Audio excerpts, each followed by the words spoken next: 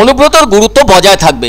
বীরভূমের সভায় এমনই বললেন মমতা ব্যানার্জি। এ প্রসঙ্গে বুধবার ইকো পার্কে এসে বিজেপি সাংসদ দিলীপ ঘোষ বলেন, মমতা ব্যানার্জি যদি অনুব্রত পার্থর মতো লোকেদের বাদ দিতে থাকে তাহলে তো পার্টিটাই উঠে যাবে। সেক্ষেত্রে ঠকবাজতে গাঁ উজাড় হয়ে যাবে। সমস্ত দুর্নীতিগ্রস্ত, সমস্ত চোর ছেঁচোর তারাই এখন টিএমসিতে আছে। কোনো ভদ্রলোক নেই। যারা ছিল পুরানো তারাও সরে গেছে, বসে গেছে। তাদেরকে না রাখলে পার্টি চলবে না। ইলেকশন তারাই করায়, পয়সা তারাই তুলে দেয়। দিলীপবাবু আরো বলেন, পশ্চিমবাংলায় যে দুর্নীতি এত বেশি, যে খারাপ খারাপ পরিস্থিতি এত, তাতে ওই লোকগুলোই করে থাকে বলে তাদেরকে পার্টির নেতা বানানো হয়েছে। এবার সাংবাদিকরা দিলীপবাবুর কাছে শেখ শাহজাহানের বাড়িতে 19 দিন পর ইডির অভিযান সম্পর্কে জানতে চাইলে তিনি তার স্বভাবসিদ্ধ ভঙ্গিতে উত্তর দেন। তিনি বলেন, রাজ্য সরকার ও টিএমসি পার্টি শেখ শাহজাহানকে লুকিয়ে রাখার চেষ্টা করছিল। সে একজন বড় মাপের অপরাধী। কেননা বহুদিন ধরে অপরাধের সঙ্গে যুক্ত থেকে সমস্ত ধরনের অপরাধমূলক কাজকর্ম করে এসেছে। সেই সব অপরাধের তথ্য এসে গেছে। তাই এবার ইডি চাইছে তাকে পুরোপুরি ধরতে।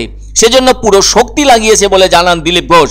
উল্লেখ্য, এদিন ইডির সন্দেশখালী অভিযানে নিরাপত্তার দিক থেকে গুরুত্ব দিয়ে তাদের সঙ্গে আছেন 100 জন মতো সিআরপিএফ জওয়ান। এ ধরনের অভিযানকে কেন্দ্র করে মঙ্গলবার নাকি ইডির পক্ষ থেকে এক কোম্পানির জওয়ান চাওয়া হয়েছিল। আসলে এক কোম্পানির সিআরপিএফ জওয়ান হলো 90 জন জওয়ান। এক্ষেত্রে পেয়েছে 100 জন জওয়ান। কেননা 5ই জানুয়ারি ঘটেছিল সন্দেশখালী সেই মহাকাণ্ড, যেখানে শেখ শাহজাহানের হাতে অনুগামী হিসেবে গ্রামবাসীদের হাতে দারুণভাবে প্রহৃত হয়েছিলেন ইডির একাধিক আধিকারিক। ওই ঘটনার প্রায় 19 দিনের মাথায় এদিন শেখ শাহজাহানের বাড়িতে অভিযানে নামলো ইডি। তবে এই 19 দিনে অধরা রয়েছে শেখ শাহজাহান। যদিও শাহজাহানের হয়ে তার আইনজীবী হাইকোর্টে মামলা করেছেন, তবে পুলিশ শাহজাহানকে ধরতে পারেনি। এদিকে ওই শাহজাহানকে ধরতে পুলিশ এবং সিবিআই আধিকারিকদের নিয়ে সিট গঠন করার নির্দেশ দিয়েছে হাইকোর্ট। সেই নির্দেশকে চ্যালেঞ্জ জানিয়ে ডিভিশন বেঞ্চে গিয়েছে ইডি। তাদের দাবি, সিবিআই শুধুমাত্র শাহজাহানের বিরুদ্ধেই তদন্ত করুক। সে কারণে দিলীপ ঘোষ সাংবাদিকদের ওই প্রশ্নের উত্তর জানাতে এমন ধারায় কথা বলেছেন।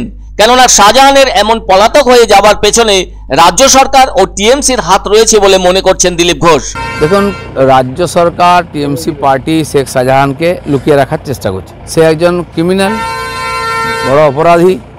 বহুদিন ধরে সে অপরাধের সঙ্গে যুক্ত, লুটপাট সব করেছে। তো সেই অপরাধের তথ্য এসে গেছে সব।